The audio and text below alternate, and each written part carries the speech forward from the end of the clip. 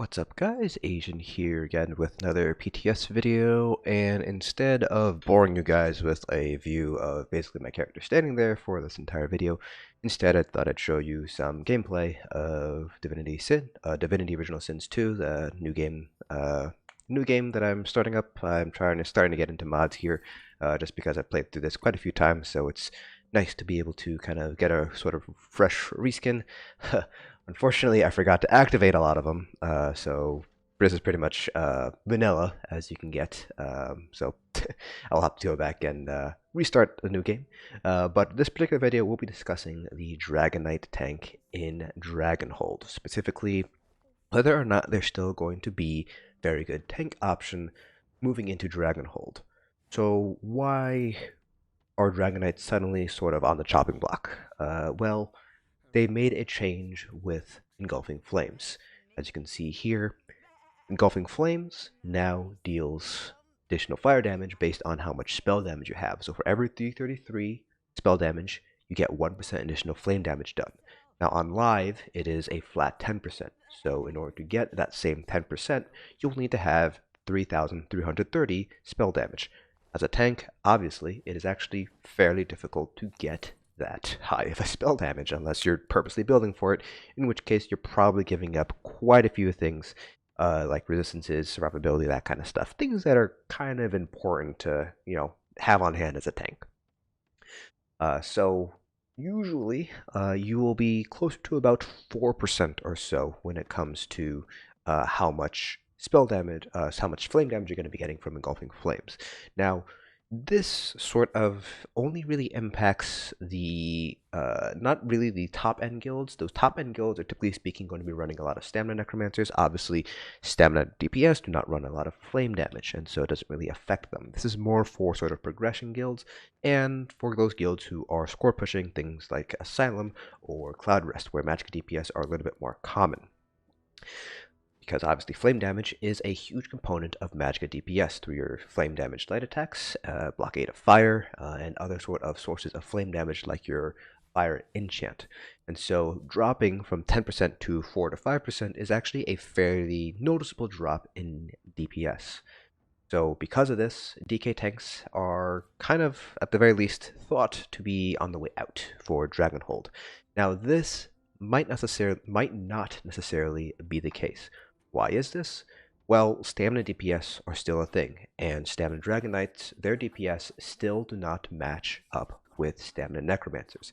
Yes, even though stamina Necromancers DPS in general was nerfed, and major vulnerability uptime was also nerfed, stamina Necromancers still have major vulnerability. That still makes them the strongest stamina DPS in the game right now. And so, DKs have Minor Brutality, which is a very powerful, or I should say a unique buff. So that is only obtainable through either alchemical poisons, in which case you're giving up, obviously, the damage from your alchemical poison, or from a Dragonite. Now, this kind of goes both ways. You could get this from a magicka Dragonite, or you could get this from a Dragonite tank. Now, magicka Dragonites kind of fall into that sort of same hole that stamina Dragonites do, in the fact that they would be eating up a spot for a stamina Necromancer instead. Obviously, you don't really want that, so instead, it falls to a Dragonite tank. So even though DK tanks did lose some utility through the loss of damage from Engulfing Flames, you still have the Minor Brutality, which is still going to be very important for overall group DPS. So because of that, I don't really think DK tanks are going to end up losing out on their spots. I think they will still have a spot in a organized and raid group. But that being said, it does make the alternatives a little bit more enticing. What are the most lucrative alternatives? Well, the two classes that are probably going to be the next in line when it comes to who's going to be the main tank is going to be the Warden and the Nightblades. So why exactly is that? Well, Wardens have always traditionally been second in line when it comes to overall tanking prowess. This is because they do have a lot of class abilities that are, at the very least, have some sort of equivalent in DK tanks. So Warden tanks, they have a fairly okay burst heal. It's not as strong as Green Dragonblood, so Polar Wind, as you can see here, does have a little bit of a burst heal, and it does have a heal over time afterwards. Not quite as strong as Green Dragonblood, but it is still a burst heal, which classes like Templars and Sorcs, while they do have sources of burst heal, might not necessarily be a very powerful or very consistent source of burst heal, or there are other downsides to running them.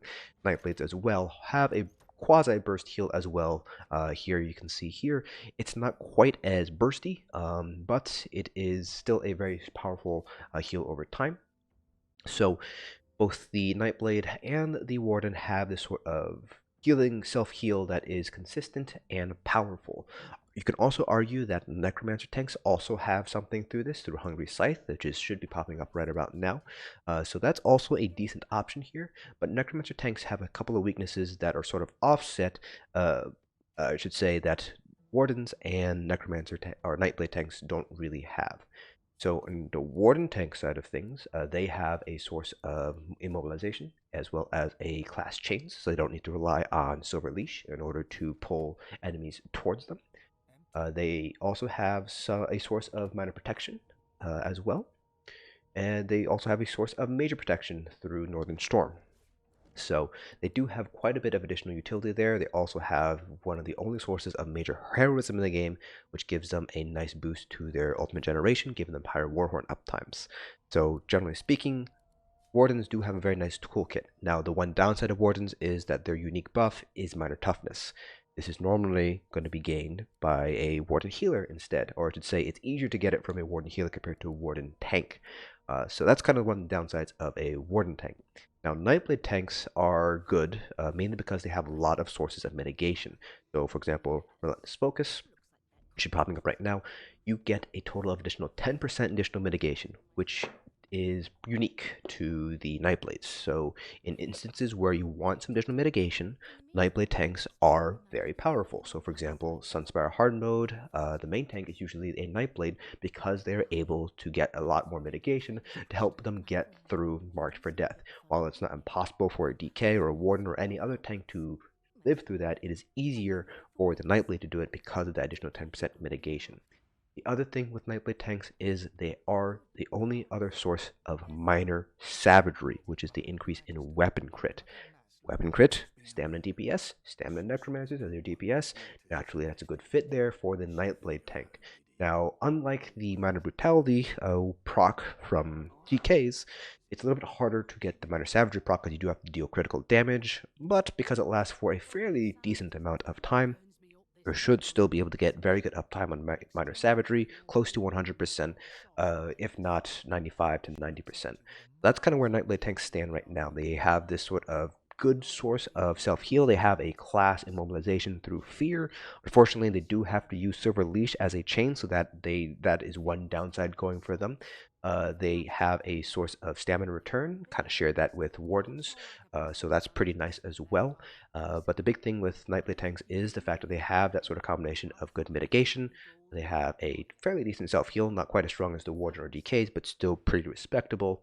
And they have that immobilization ability going for them, and they have that additional stamina regen that they can get without necessarily resorting to potions or anything like that.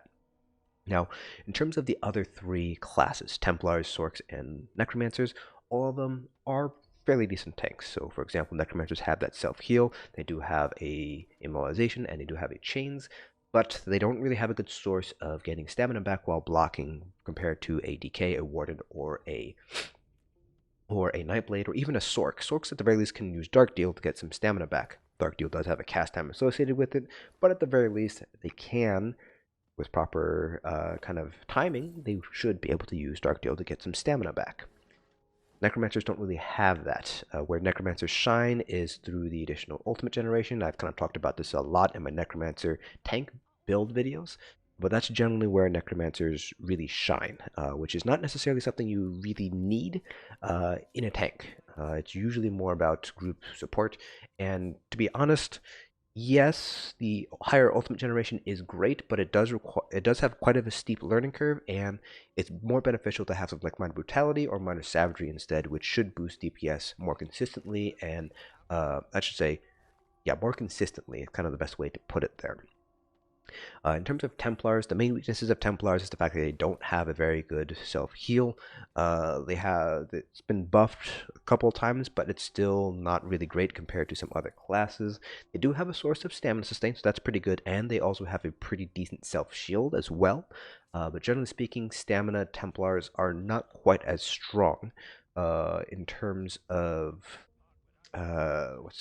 self heals, which is kind of important in later content and later DLC content because of those very high hits that you should be seeing.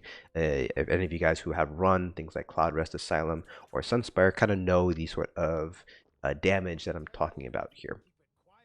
And then finally, we have Sorc tanks, which aren't terrible, but the big drawback is that they're very reliant on Dark Deal, which has a cast time associated with it. And while you're casting Dark Deal, you can't block, and that is actually a big downside of Sorc tanks. They do have the highest mitigation if they're able to use bound armaments. They get quite a bit of additional block mitigation through bound armaments.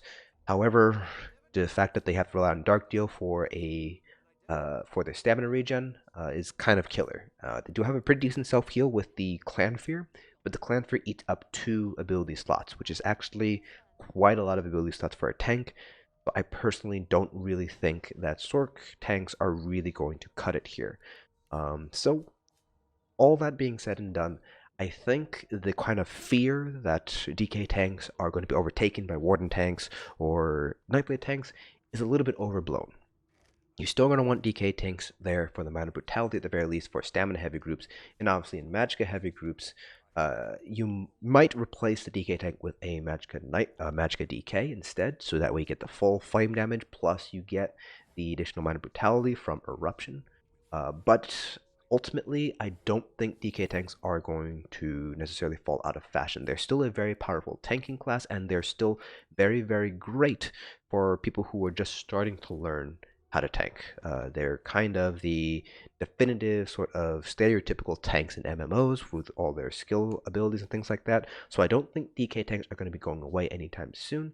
I do think the change to Engulfing Flames will sort of balance out the kind of disparity a little bit, kind of knocks DKs down a notch here, so they're more or less more even with Wardens and Nightblade tanks, but they're still just slightly ahead. I'd still put them slightly ahead of the other classes when it comes to overall sort of best tanking role for PvE.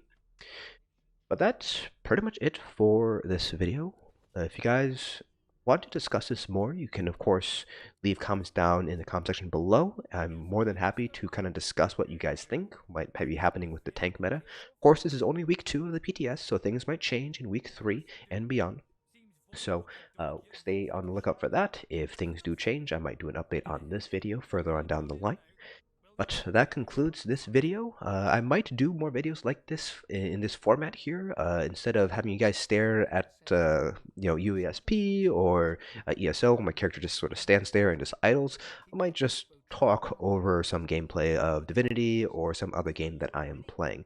So let me know how you guys think about this particular format here, whether you think this is something I should be doing moving forward for these types of videos.